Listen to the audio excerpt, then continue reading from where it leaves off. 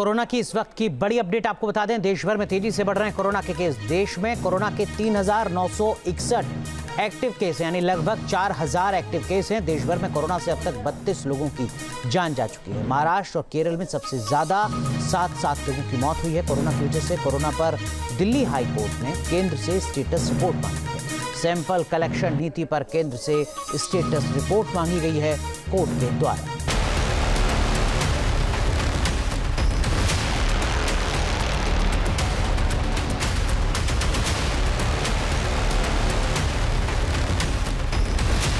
Corona की लहर फिर लौट चुकी है। वही उछाल, वही रफ्तार, हर दिन का आंकड़ा बदल रहा है। हर दिन कोरोना वायरस नए नए लोगों को अपनी चपेट में ले रहा है। हर दिन मौत की संख्या भी बदल रही है। 22 मई को एक्टिव केस की संख्या 257 थी। 9 दिनों में कोरोना के मामलों में 14 गुना की बढ़ोतरी हुई है। अब कोरोना मरीजों की संख्या 3,784 तक पहुंच गई है। हालांकि आधे से ज्यादा मरीजों को डिस्चार्ज भी कर दिया गया है। दक्षिण के राज्यों में कोरोना के मामले तेजी से बढ़ रहे हैं। कर्नाटक सरकार ने एडवाइजरी भी जारी कर दी है। सरकार ने लोगों से भीड़ भाड़ वाली जगहों पर मास्क लगाने, शारीरिक दूरी बनाए रखने और साफ सफाई का ध्यान रखने की अपील की है। केरल में कोरोना मरीजों की संख्या में बेतहाशा बढ़ोतरी हो रही है।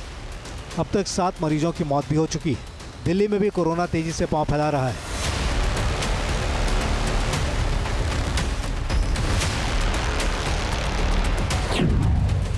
केरल में सबसे ज्यादा 1400 मामले हैं। कर्नाटक में 238 एक्टिव केस हैं। तमिलनाडु में 199 केस हैं। महाराष्ट्र में 485, पश्चिम बंगाल में 287, उत्तर प्रदेश में 149 और दिल्ली में 436 एक्टिव केस हैं। पिछली बार भी कोविड वहीं से शुरू हुआ था। Probably hot and humid atmosphere की वजह से ऐसा हो रहा है और कोई रीजनल इम्यूनिटी या रीजनल वेरिएशन की कोई वजह नहीं है इसमें। कोरोना से बचाव के लिए कई राज्यों में धड़ाधड़ टेस्ट भी कराए जा रहे हैं। महाराष्ट्र में 9,000 से ज़्यादा कोविड टेस्ट हुए। शनिवार को कोविड के 68 नए मामले सामने आए। कोरोना की पहुंच से नॉर्थ ईस्ट स्टेट भी दूर नहीं है। मिजोरम में कोरोना का पहला केस मिला है। 7 महीने बाद कोरोना फिर से जिंदा हो गया। इससे पहले पिछले साल अक्टूबर में 73 लोग कोरोना की चपेट में आए थे। ICMR के मुताबिक देश भर में कोरोना के ज़्यादातर वेरिएंट JN1 का है, जो आधे से भी ज़्यादा है। ये वेरिएंट इम्यूनिटी को कमज़ोर करता है। ये वेरिएंट दूसरे वेरिएंट की तुलना में ज़्यादा तेज़ी से फैलता है, लेकिन ये ज़्यादा गंभीर नहीं होता। इसके लक्षण कुछ दिनों से लेकर कुछ हफ्तों तक रह सकते हैं। दुनिया के दूसरे हिस्सों में भी ये सबसे आम वेरिएंट है। भारत में दूसरा सबसे ज़्यादा मिलने वाला वेरिएंट BA.2 है और ये 26% मामलों में पाया गया है। ओमिक्रॉन सब नाइलेज वेरिएंट के 20% मामले हैं। दक्षिण और पश्चिम भारत में जिन वेरिएंट की सीक्वेंसिंग की गई है उनमें 4 नए वेरिएंट मिले हैं। ये वेरिएंट LF7, XFG, JN1 और NB181 सीरीज के हैं। देश के दूसरे हिस्सों में भी सीक्वेंसिंग कराई जा रही है ताकि नए वेरिएंट का पता लगाया जा सके।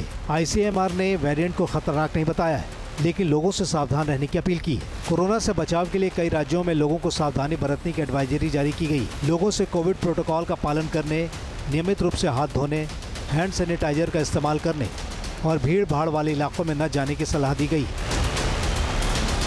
इसके जो मेन सिम्टम्स हैं वो पुराने कोविड से थोड़े से डिफरेंस हैं इन द सेंस कि इसमें वीकनेस, टायर्डनेस ज़्यादा होती है और अभी तक किसी भी सिचुएशन में जो रेस्पिरेटरी डिफ़िकल्टी या सांस की तकलीफ़ ज़्यादा नहीं हो रही है।